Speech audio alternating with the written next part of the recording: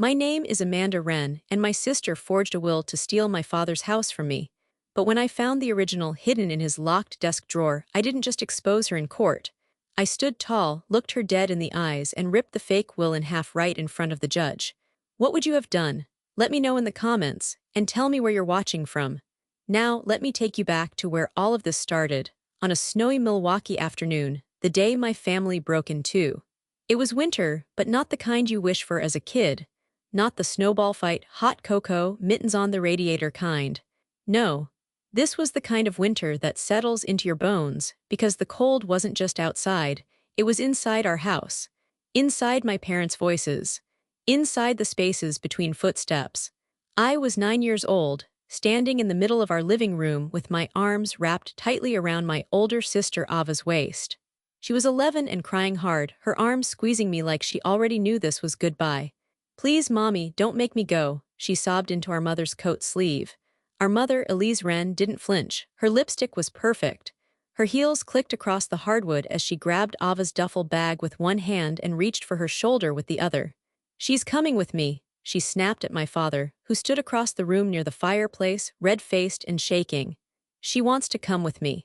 "I never said that," Ava cried, her voice raw and panicked. "Daddy, I don't want to leave Mandy." I clung tighter. My own tears had frozen on my cheeks. My breath came in short gasps. I didn't understand everything they were fighting about, but I understood this: they were splitting us apart. "She stays," my dad barked, stepping forward. "We're not doing this now. You're not dragging her out of here in front of Amanda." But Mom's face was like glass, shiny, polished, and completely cold. "Then you can explain to a judge why you locked a child away from her mother." Dad's jaw clenched. And in that pause, that single heartbeat where no one said a word, she grabbed Ava's wrist and yanked. "No," I screamed, grabbing Ava's coat, trying to hold her back. She reached for me, our fingers locking for one more second, one more moment. "I'll come back, I swear," she yelled, her voice breaking as Mom dragged her to the door. "I'll write you every day." And then she was gone. The door slammed. The echo bounced down the hallway like a curse. My knees gave out. I collapsed into the blanket nest we'd made on the floor that morning, the one we'd planned to use for our Friday night movie. It still smelled like popcorn and vanilla lotion and the strawberry shampoo Ava always used. Dad sank to the couch, elbows on his knees, rubbing his temples. For a long while, neither of us said a word. Only the sound of the wind outside, rattling the storm windows like it was trying to get in too. "She didn't want to go," I whispered eventually. "I know," Dad said, voice low and wrecked. "But your mom, she always gets her way." I turned to him. "But why didn't you stop her?" His eyes flicked to mine, full of regret he couldn't put into words. Then he stood slowly and walked out of the room. That was the first night I learned silence could be a weapon. That Ava was gone, that no one was coming to fix this. The only thing I had left of her was a sock she dropped, tangled in the blanket next to me. I slept with it that night, curled up in the middle of the floor, the imprint of her body still warm in the fabric around me. That was the last time I saw my sister for almost a decade. And even then, she wasn't the sister I remembered. 10 years later, our old Milwaukee house didn't feel so big anymore. The hallway that once echoed with footsteps and laughter now stayed quiet most of the time. Just me and Dad. We'd settled into a routine: coffee at 6:30, toast and silence, then off to school or work, depending on the day. I was 19 now, in my second year at the local community college, studying forensic accounting. Yeah, weird choice, I know, but something about digging into numbers to find the truth made me feel like I had control. Like there was a logic to things. I hadn't heard from Ava in almost a decade. No letters, no birthday cards, not even a Facebook message. For a long time, I'd convinced myself she wasn't allowed to write, that our mom had stopped her, that she wanted to come back and just couldn't. I stopped believing that around 16. I still remembered that sock, though. I kept it in my jewelry box, right under a charm bracelet she gave me when we were little. The elastic was shot, but I couldn't throw it away. It was the beginning of spring when everything shifted. I came home from class one afternoon, dropped my keys in the dish like always, and heard the TV playing in the living room. Dad was home early. When I stepped inside, he muted it and looked up. "Amanda," he said, standing awkwardly. "There's something I need to tell you." I froze, halfway to the kitchen. "Are you okay?" He nodded slowly, then rubbed the back of his neck like he was about to tell me something I wouldn't like. "It's your mother," he said. Elise, she passed away. I didn't speak for a full minute, passed away, just like that. The woman who ripped Ava away, who vanished from our lives like a magician with a cruel streak, was gone, for good. Car accident, he added, his voice flat. Out in Arizona, I didn't even know she moved there. How did you find out? I asked. She named me as next of kin on some old paperwork her attorney called. I couldn't figure out what to feel. Relief, closure. I didn't even know this woman anymore. She didn't leave anything behind, Dad added. No letter, no instructions, but there's more. I tilted my head. More, he sighed. Ava's coming to live here just for a while until she figures things out. My heart stopped. Ava here again. I leaned against the counter. Why here after all this time? She has nowhere else, he said simply. No money, no job, no degree far as I know. She needs a place to land. I told her she could have the guest room. I swallowed hard. When? She'll be here Sunday. That was in 4 days. The next morning, I opened the door to the guest room and stood there, blinking at the dust swirling in the sunlight. We hadn't touched this room in years. The old bed frame still had the faded floral comforter from when Aunt Clara used to visit once a year. I pulled the sheets off and opened a window, letting the chilly spring air stir the curtains. That night, I found myself sitting on my bed, holding that worn-out sock again. I wondered what she'd look like. Would she remember me? Would she even want to? Dad didn't say much over the next few days. Just did his handyman thing, fixed the closet door, put in a new bulb, vacuumed the carpet. I noticed him setting her toothbrush on the sink like it was normal. Like we were just picking up where we left off. But how do you rewind 10 years? The house buzzed with nervous energy that Sunday. I kept checking the window, half hoping she'd change her mind and not show up at all. Then, around 2:15, a cab pulled into the driveway. I peeked through the curtain. Ava stepped out, tall, lean, her hair longer than I remembered. Jet black and bone straight. She wore sunglasses and a long coat, but the way she moved, sharp, deliberate, it brought back 100 memories in a rush. She didn't knock. I heard the door open and my dad's voice. Hey, sweetheart. Then footsteps. Luggage wheels scraping tile. A faint laugh, hers, but different now. Older, hollow. I waited at the top of the stairs as she came into view. Our eyes met. Her smile was polite, careful, like we were strangers introduced at a party. Hey, she said, removing her sunglasses. Her voice was lower than I remembered. Long time, I stood frozen. Yeah, it has been. Dad hovered behind her. Amanda, why don't you show Ava her room? She followed me up in silence. I opened the door and stepped aside. It's not much, I said, unsure. She looked around once, then dropped her duffel on the bed. It's fine. And just like that, my sister was back in my life. But she hadn't hugged me. She hadn't cried. She hadn't even looked surprised to see me. And yet, a tiny part of me hoped that maybe, just maybe, this could still be the start of something. It was Ava's second night in the house, and the silence between us felt louder than anything we could have said. Dad had insisted on dinner together, lasagna and garlic bread, his signature comfort meal. He even set the table like it was Thanksgiving. Cloth napkins, candles, like ambience could fix the distance. I helped slice the bread while Ava stood near the sink, staring at her phone. No offer to help, no small talk, just occasional sighs and that constant flick of her thumb across the screen. You used to love helping with this, I tried. Remember. You always made the garlic butter with way too much parsley. Ava barely glanced up. That was 10 years ago. Right, Dad appeared behind me carrying a steaming casserole dish with both hands. All right, dinner's ready, let's eat. We sat at the table, Ava on one side, me on the other, Dad between us like Switzerland. I passed her the salad bowl. She didn't thank me. So, Dad said, trying to sound casual, how's the food? Still remember my lasagna? Ava shrugged. Hard to forget. You used to make it every other Sunday. I waited for a smile, a little warmth. Nothing. Do you remember when we made it together and you forgot the noodles? I asked, trying again.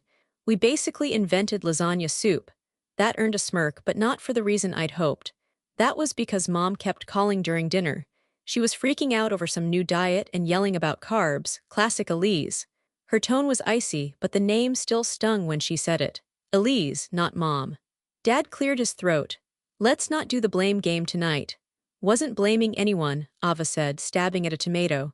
Just calling it what it was. The room thickened with tension. I looked across the table and saw someone I didn't know. Ava's face was familiar, but the way she carried herself, the edge in her voice, it was all new, sharp, controlled. "You've been living in Arizona all this time?" I asked gently. She nodded, eyes still on her plate. "Phoenix for a while, then Flagstaff. Then back to Phoenix. Moved around a lot. Did you finish school out there?" She gave a little laugh, but there wasn't any humor in it. School wasn't really in the cards. Elise had me bouncing from one therapist to another, always diagnosing, always fixing, never listening. Dad set his fork down. "Ava, that's not fair." "Fair?" She looked up then, finally locking eyes with him. "You want to talk about fair? You let her take me. You let her fill my head with garbage for years. You chose Amanda." The words hit the table like a slap. I froze, stunned. "That's not," I started, but she cut me off. "You got the normal life, the house, the school dances, the birthday parties. I got hotel rooms and mood swings and lectures about loyalty." Dad opened his mouth, then closed it again. His face was pale. I sat back in my chair, heartbeat ringing in my ears. "I didn't choose any of that, Ava. I was 9. You think I had control?" She looked away, jaw tight. "No. I guess nobody did." The silence after that was suffocating. I stood slowly and began clearing the dishes, mostly for something to do with my hands. Ava stayed seated, scrolling through her phone again like we hadn't just cracked open 10 years of unspoken grief. Dad eventually helped with the plates, his face tired, eyes darting toward Ava like he still didn't know how to reach her. Later, as I passed by the guest room to get a load of laundry, I paused in the hallway. The door was open a crack. Inside, Ava sat cross-legged on the bed, the duffel bag still half unpacked beside her. She held a photo, one of us as kids in matching Halloween costumes, me a pumpkin, her a princess. She stared at it for a long moment, then tucked it quickly into the drawer. Like maybe she hadn't completely forgotten. It started with a leaky ceiling. Spring rain had rolled in with a vengeance, and by the second week of April, the corner of the attic had developed a dark spot that Dad couldn't ignore. "I'll check it after work," he muttered one morning, peering up at the discolored ceiling tile outside my bedroom. Probably just a bad shingle, but I couldn't shake the feeling that maybe it was more than a patch job waiting. Something told me the attic held more than insulation and forgotten boxes. So, while Dad was still at the auto shop and Ava was out on one of her long, silent walks, I grabbed the step ladder and opened the creaky old hatch. The attic smelled like cedar, mildew, and thyme. Dust motes danced in the golden light slicing through the narrow window. I had to duck to avoid hitting my head on the wooden beams, and the floor groaned under my socks as I moved through. There were boxes, dozens of them, labeled in Mom's handwriting. Christmas, old dishes, Ava Elementary, and then one labeled simply Photos. I pulled it toward the middle, flipped the lid, and gasped.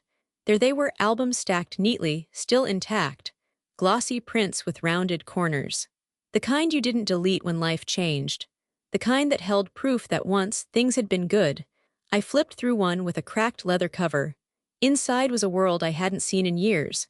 Ava with a frosting mustache at her 8th birthday. Me asleep on her shoulder in the backseat of Dad's old Buick. Matching yellow swimsuits at Lake Winnebago. Snowmen with crooked hats. Toothless grins. Happiness. Before it all unraveled. By the time I got back downstairs, album in hand, Ava was sitting in the kitchen with earbuds in, stirring hot cocoa and tapping her foot to some beat I couldn't hear. She looked up when I walked in, her expression unreadable. "Hey," I said, setting the album gently on the table like it might crack under the weight of memory. "I found this in the attic, thought maybe you'd want to look." She eyed it warily. "Is this a guilt trip or a trap?" "It's just cocoa and old pictures," I said. "No traps." Ava stared at me for a long second, then, surprisingly, pulled out a chair. "Okay, one cup, one trip down memory lane." We sat side by side, the warmth of the mugs fogging the edge of the album as I opened it to the first page. She snorted. "Oh God, that haircut," I laughed. "You mean your bowl-cut phase, iconic." "You had pigtails and glittery butterfly clips," she fired back. "Like a tiny disco ball." We both laughed, the sound awkward at first, then easier. As we turned the pages, something softened in her. Her shoulders loosened, her jaw unclenched, she leaned closer. "Oh," she whispered suddenly, tapping a photo near the middle. "That was the snowball fight, the one I swore I'd never speak of again." I grinned. "Because I won." "You cheated," she said, mock-offended. "You stuffed a rock in that snowball." "I did not." "You did. It hit me like a bag of frozen peas. Dad had to bribe me with a popsicle to stop crying." We both laughed again, louder this time. And from the hallway I saw Dad pause, just for a second, not interrupting, just watching, His eyes shimmered with something I hadn't seen in years, hope. Ava noticed him too, but she didn't pull away. She just leaned back in her chair, Coco cradled in her hands. This was nice, she said quietly. We weren't always a disaster. No, I said. We really weren't. We sat there for another 20 minutes, flipping pages, naming faces, whispering old inside jokes that still held their shape after a decade of silence. When Ava finally stood to head back to her room, she paused at the doorway. Hey, she said. Thanks for not hating me. I looked up, startled. I never did. She nodded once and left without another word. The album stayed open on the table, and the last photo we'd looked at, a messy, mid-snowball moment, kept smiling up at me like it knew something we didn't yet. It only lasted 3 days. 3 days of shared coffee, soft chuckles, passing each other in the hallway without tension snapping like a rubber band. For a moment, I thought maybe that evening with the photo album had cracked something open for real. But then came the towel on the bathroom floor, and the crumbs on the kitchen counter, and the remote that mysteriously disappeared every time I wanted to watch my favorite show. You act like this house is a museum, Ava muttered one night, kicking her muddy shoes off right onto the living room rug. Relax. It's not about relaxing, I said, trying to stay calm. It's about respecting shared space. She rolled her eyes and turned the volume up on the TV. God, you sound like Dad. That was her new favorite thing to say when we clashed. You sound like Dad. And I think it stung him more than me. By the end of that week, things had quietly unraveled. Our schedules clashed, our routines grated on each other. Ava stayed out late and slept in past noon. I woke up early, made the coffee, and took calls for my remote internship from the kitchen table, trying to pretend her music thumping upstairs wasn't driving me insane. Did you finish the dishes?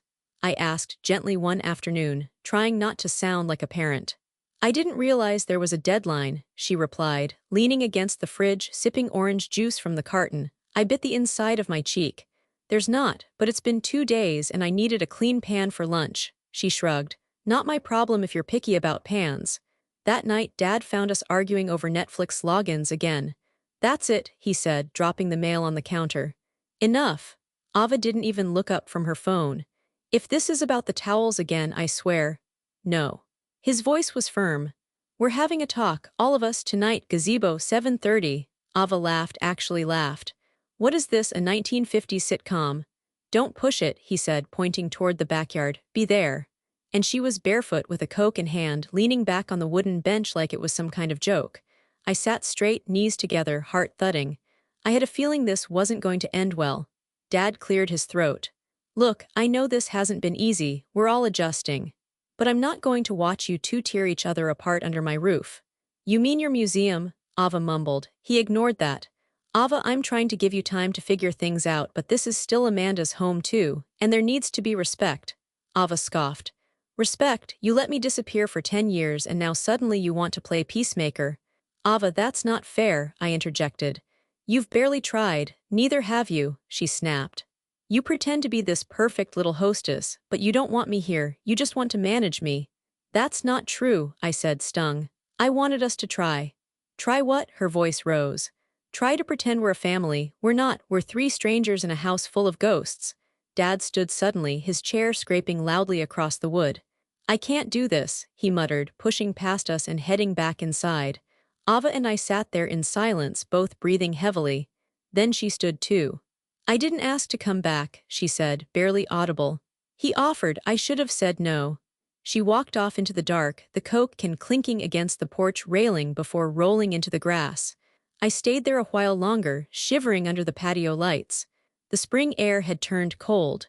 When I finally made it back inside, I went straight to my room and shut the door behind me. The album was still on my desk. I sat on the edge of my bed, holding it to my chest, as if maybe those old snapshots could glue us back together. But even paper memories can tear. Grief doesn't knock, it crashes through the door. It was a Sunday morning when I found him. Dad always woke early, made coffee by 7, read the paper with a highlighter even though no one else read it.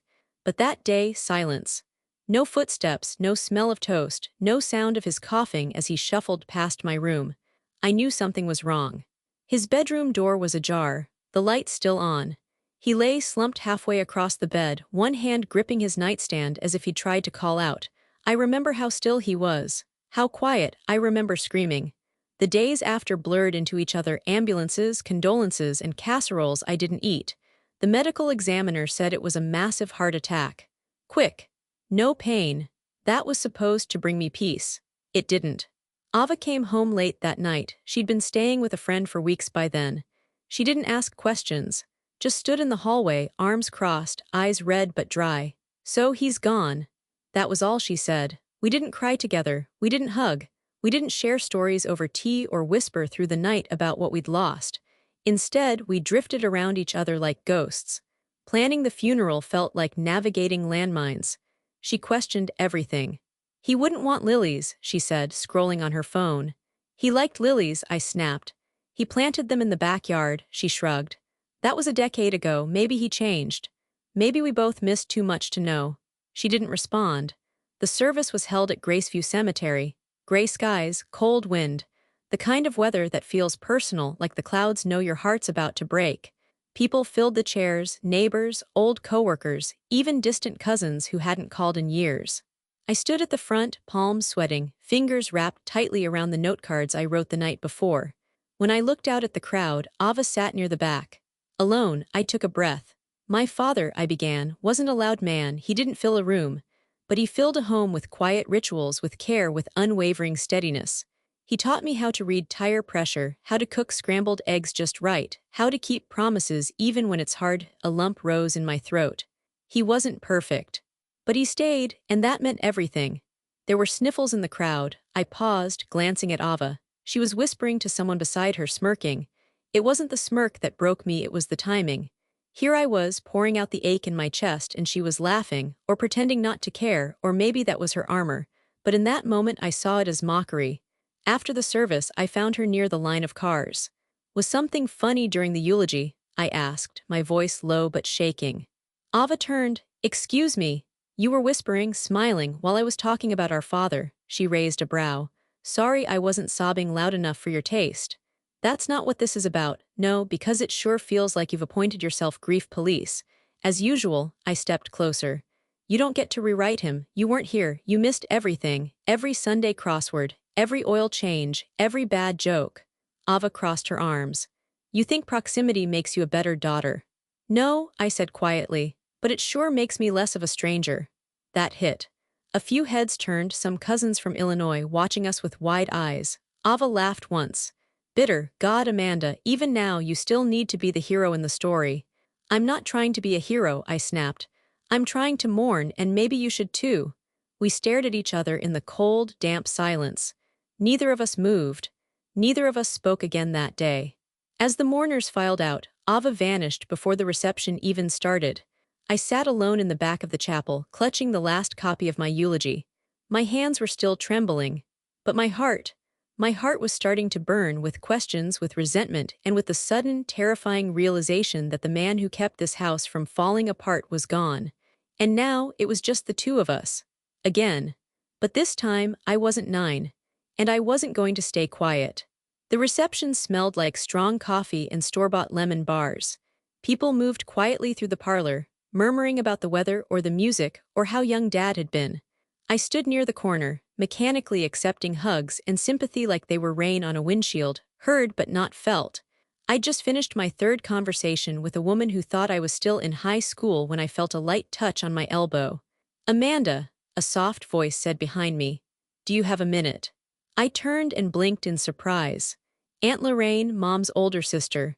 Trim gray hair, glasses on a beaded chain, always smelled like lavender and peppermint tea. We hadn't spoken in years, not really, but here she was with something serious in her eyes. "Of course," I said. "You want to sit?" She shook her head. "Let's step outside, just for a moment."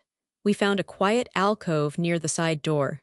The chill air slipped through the cracks, and for once I was grateful for it. It gave me something sharp to focus on.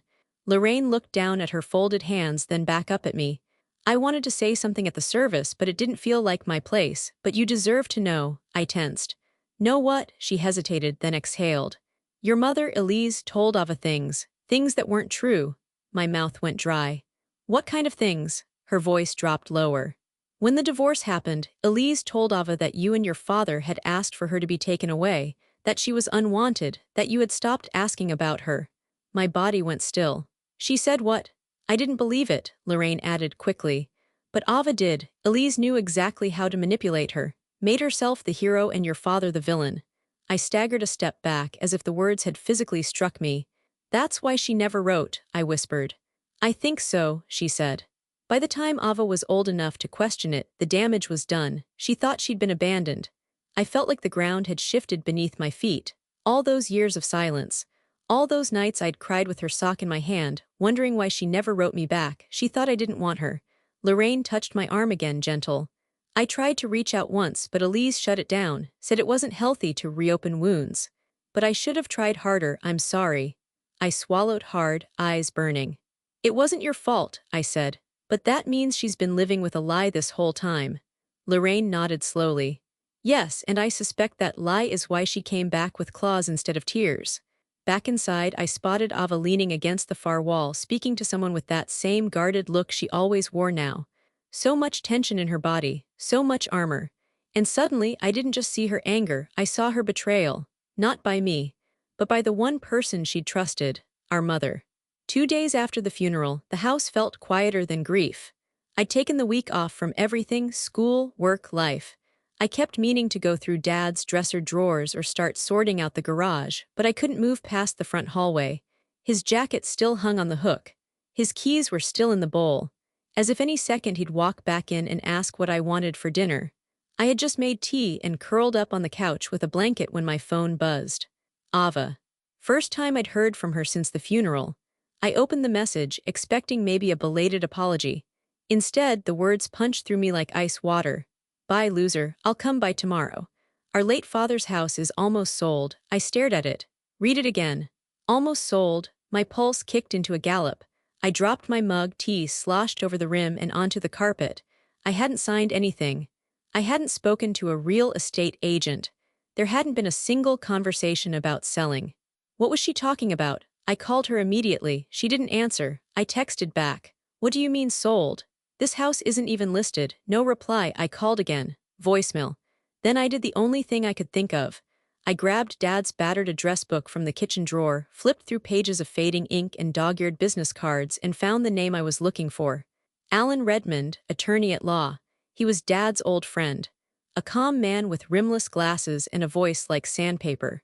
I remembered him from years ago. He came over every December to exchange fruitcakes and talk legal things with Dad over coffee. He picked up on the second ring. Redmond speaking. Mr. Redmond, I said, trying to sound calm, though my throat felt like gravel. This is Amanda Wren, my father's daughter. I think something's wrong. A pause. Amanda, he said, suddenly alert. I heard about your father. I'm so sorry. He was a good man. Thank you, but that's not why I'm calling. I just got a message from my sister saying the house is about to be sold. I don't understand. I thought the will had to be reviewed, filed. I never saw anything. He sighed. That's the strange part. I never drafted any new will for your father. My skin went cold. What? I handled his estate plan years ago, but he never updated it, and the original included you as the sole beneficiary. I stood up from the couch, the room tilting. So the will Ava submitted.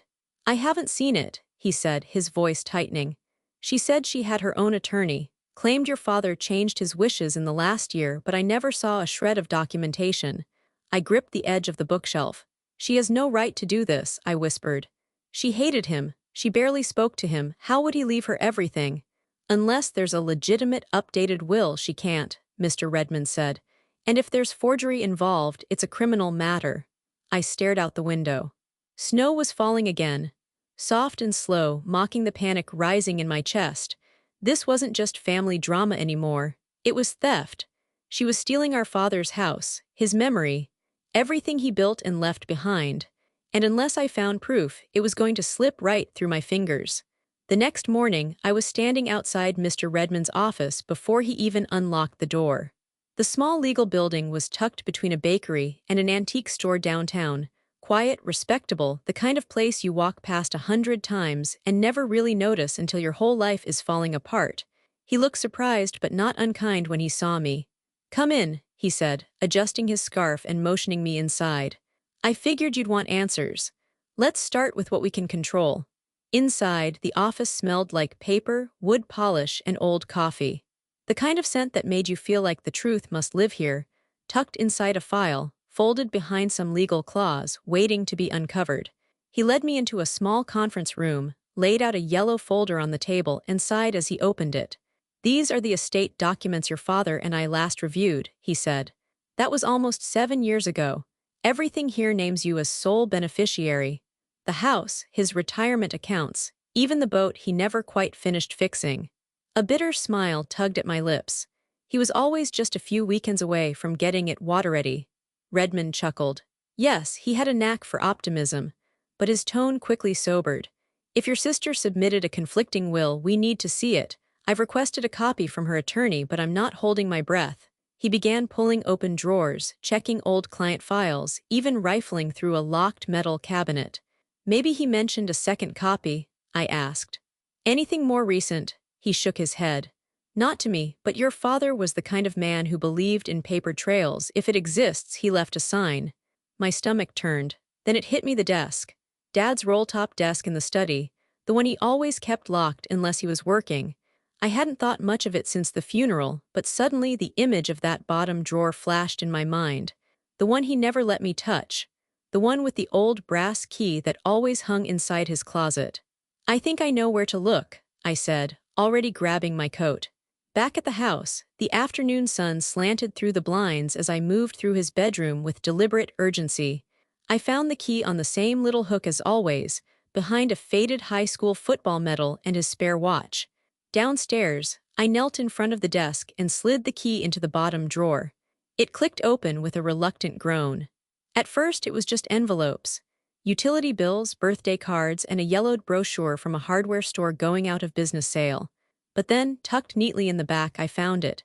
A black folder with a gold corner tab, heavy, official. I opened it slowly. Inside, a will, stamped, signed, dated 6 months ago.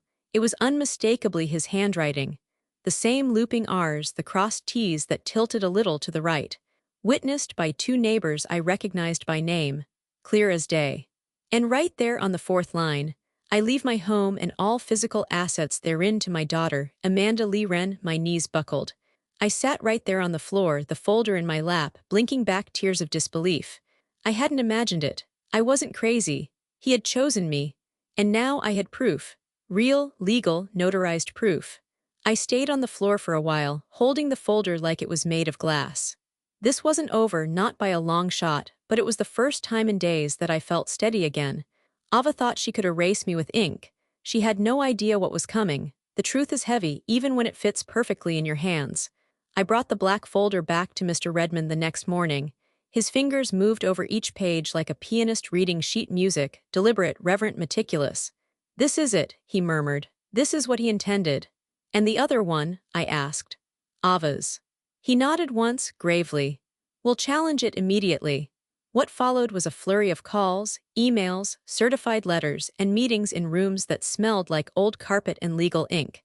Mr. Redmond filed the necessary motion with the probate court, attaching scanned copies of the real will and requesting an immediate stay on any sale activity regarding the house. But the real breakthrough came 5 days later. Mr. Redmond called just before lunch. His voice, usually calm, carried a new edge. "We have something," he said. I drove to his office in a haze. When I arrived, he was standing beside a younger man with an open laptop and a police badge clipped to his belt. "This is Detective Lang," Redmond explained.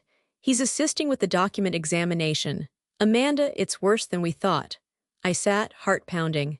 "Tell me." Lang turned the laptop toward me. On screen was a scanned copy of the will Ava had submitted. I'd only seen a blurry photo once when Ava waved it at me like a magic wand I didn't deserve to hold. Now, zoomed in, I could see the signature, Dad's name, but not his writing, not even close. Lang pointed at the R in Wren. "Your father looped his R's clockwise, always, this one counterclockwise, a classic sign of forgery. Whoever wrote this tried too hard to mimic him and ended up giving themselves away." Next, he clicked over to another file. "This document was prepared by a man named Clyde Voss. He's not on record as your father's legal representative, and he only registered as an estate attorney 3 months ago. Turns out he's had 3 past complaints for unethical practices." I blinked. "So Ava," Redmond folded his hands. "She partnered with Voss to create a forged will, The goal was simple: transfer the deed, sell the house, and split the profit. Lang added, and she almost got away with it. The room spun slightly. I held onto the table edge. I don't understand, I whispered. Why go that far? Why lie, cheat, steal after everything? Redmond sighed.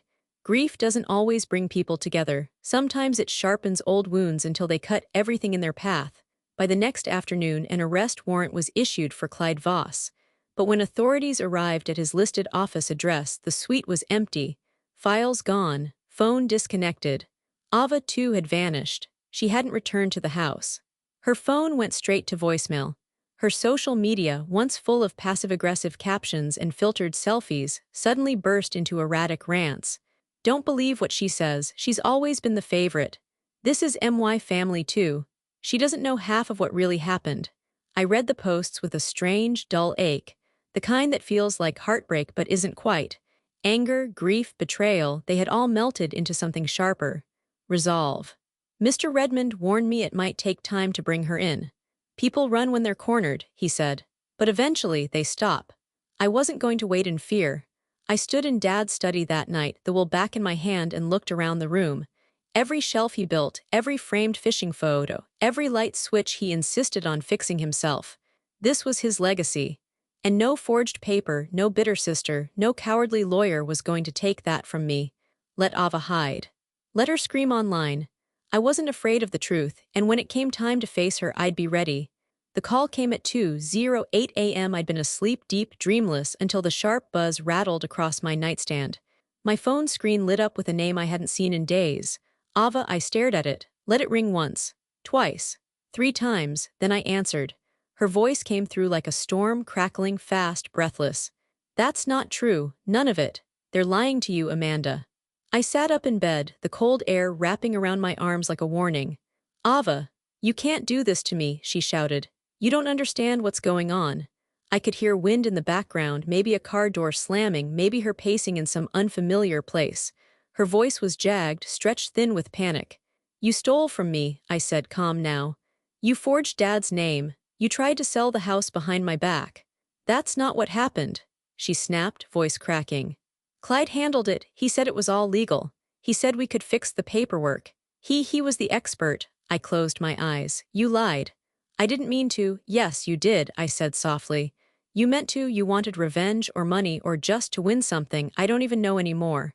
There was silence on the other end. Then, you're not better than me, she hissed. You always wanted to be the good daughter. Well, congratulations. You got what you wanted. I looked toward the hallway where Dad's jacket still hung by the door. No, I said. I didn't want this. I wanted my sister back, but she was never coming, was she? Ava's breath hitched. You can't go to court. You can't let them take everything. You already did it to yourself, I said. Then I hung up. Court was quiet chaos. Stiff benches. Legal whispers. A judge with steely eyes and a no-nonsense tone that could silence a room with one look.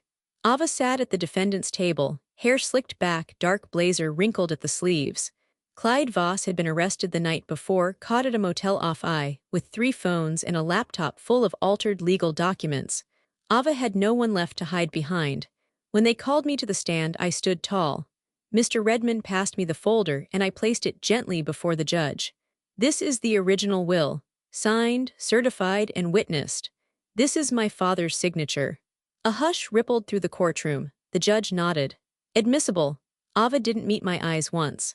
The prosecutor laid out the timeline, the forged document, the attempt to fraudulently transfer the deed, the planned sale. I watched Ava shrink as the truth unraveled her. In the end, she pleaded no contest. Given her cooperation, lack of prior offenses, and the weight of Clyde's manipulation, she was sentenced to 1-year probation and 200 hours of community service. But her rights to the house revoked, her forged will destroyed, her credibility shattered. I walked out of the courthouse with the real will in my hands and sunlight on my face. I didn't cry, I didn't smile. I just felt something settle in my chest that had been rattling for far too long. Peace, not yet, but something close. A beginning. 3 months passed. The house was quiet now, not just from the absence of Ava's music, but from the heaviness that had finally lifted.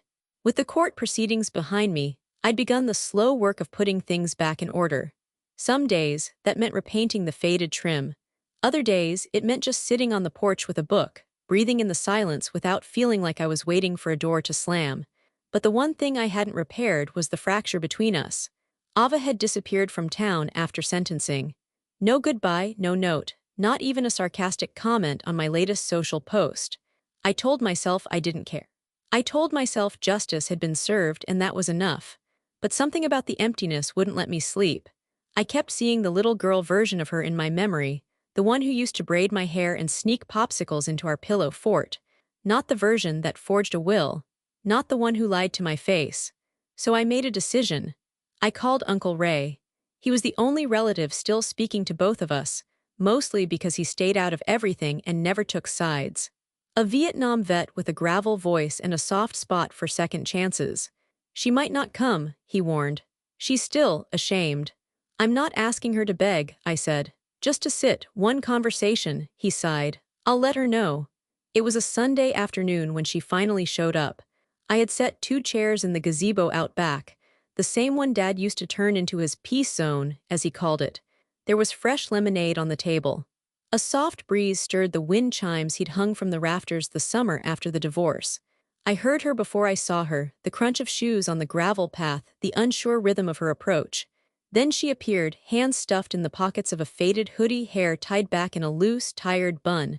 No makeup, no defiance in her eyes, just Ava. She didn't sit right away. I thought you'd hate me forever, she said. I did, I answered honestly. For a while. She nodded, looking down. I didn't know, she murmured. About the real Will, about what Mom told me back then. I just believed her, I never questioned it. She made it easy to believe the worst, I said softly. Yeah, she whispered, and I let her. A long pause stretched between us. I let the silence breathe, not forcing it into something it wasn't. Then she finally sat. I'm sorry, she said, voice breaking. Not just for what I did with the will, for all of it, for walking away and never coming back. For being angry at you when it wasn't your fault. I didn't know how to come home. I felt something tighten in my throat, then loosen just as quickly. I didn't know how to welcome you back, I admitted. I was angry too, at you, at Mom, at Dad sometimes. I kept trying to fix something that was already shattered. She looked up then, tears finally streaking her face. I thought you'd slam the door in my face. I shook my head. That's not how he raised us. For the first time in years, she smiled. It was tired, it was small, but it was real. I didn't forgive her completely, not yet. Maybe not ever in the way stories say we should, but something inside me cracked open just enough to let the warmth in. I reached across the table. So, I said, do you still hate lilies? Ava let out a wet laugh and took my hand. Not as much as I hate orange juice pulp. That made me laugh too. For now, it was enough. It's strange how a place can breathe differently once the weight is lifted. The house on Stillwater Avenue, the same one where Dad taught me how to use a wrench, and Ava once painted glitter stars on the ceiling of our shared childhood room, had become something entirely new, without losing what it had always been. 12 months later, I'd peeled back wallpaper, torn up old carpet, and turned the ground floor into a tech consultancy and mindfulness nook. My clients came in for remote work support and stayed for 5-minute grounding exercises or a warm mug of lavender tea. It was exactly what I needed, what we needed. A new rhythm with roots still in the past. Ava came by every few weeks. Never announced. Just showed up with a bucket of paint or a tray of takeout or sometimes, nothing at all but a willingness to sit on the porch and talk. This Saturday, she brought her overalls and a gallon of buttercream ivory. Her choice. We were repainting the guest room, the same one she once claimed like enemy territory when she first moved back in. It was now light-filled and soft, with a view of the backyard garden I'd finally revived. Honestly, you've turned this place into something beautiful, Ava said, dipping her roller in the tray.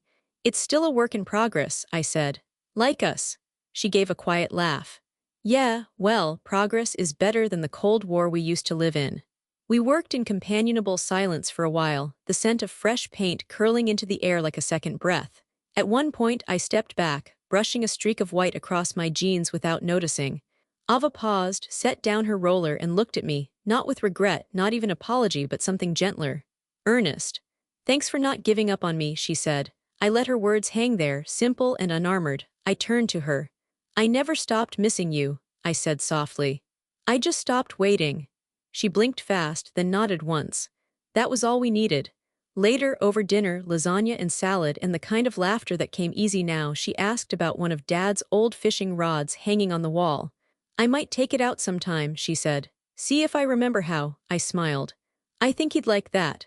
Outside, dusk began to stretch across the sky, and the wind carried the scent of cut grass and fresh soil through the open windows. This house had held so much pain. But now, finally, it held something else. A new beginning, for her, for me, for us.